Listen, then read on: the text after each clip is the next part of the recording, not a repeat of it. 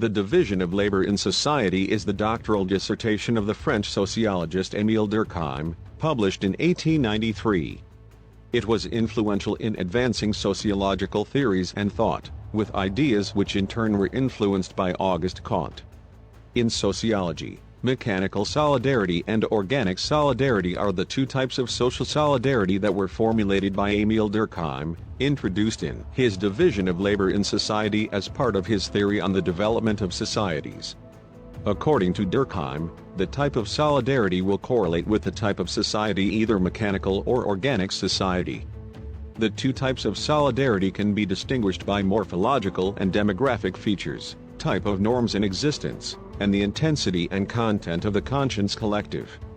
In a society that exhibits mechanical solidarity, its cohesion and integration comes from the homogeneity of individuals. People feel connected through similar work, educational and religious training, and lifestyle.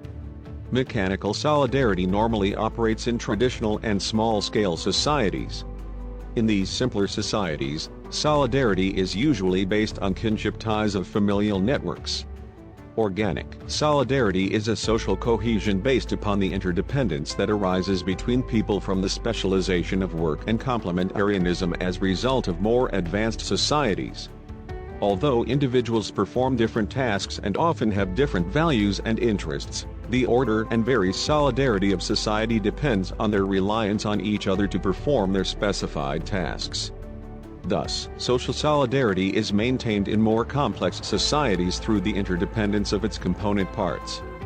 Farmers, for example, produce the food that feed the factory workers who produce the tractors that allow the farmers to produce the food.